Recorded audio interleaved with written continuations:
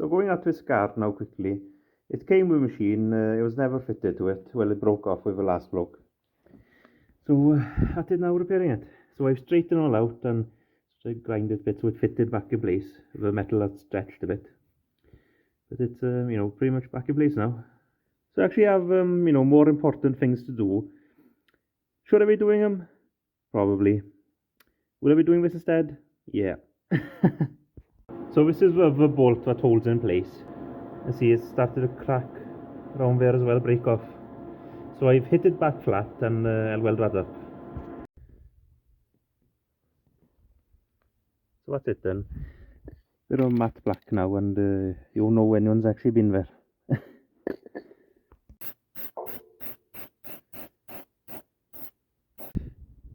So that's what I'm at the hedgecutter now is one of the pipes, the return pipe from head. You can change swap them over, but the return how we run it was leaking. I thought it'd probably go right back. There's a joiner right about here, so it's only a bit that goes up and round there that you need to change. So I pulled it through here with a baler twine so I can thread a new one through.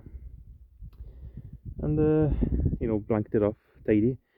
Time to get new hose now. Dad marked the one that was leaking when it was still when he was running it then. So it's about 9 foot-ish long. So it's quite handy it came off in that piece really. Otherwise you'd have to pull it through another sheath and try to figure out which one is on the spool block.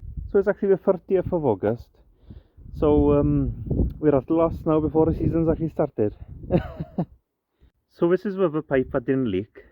You see it's pretty bad as well. It's all sort of cracked there, see? It's kind of split. So both of them the same length and it's easy to do now. We're gonna just change the two of them. So I fitted both new pipes. So I've finished with them down there. I've tightened them up. But there's a bit of twist and a bit of funny shape. They're a bit twisted there. So I've left those a bit slack. So when you straighten those, it'll twist a bit here before tightening it. But I've got up to this point now. I need some help now. Someone just to hold them out straight and push a sheath around them and then, hold it up against there so I can actually, put the clamps on. So, yeah, I've gotten up to this point anyway. Thank you for watching and that's it for me for now then.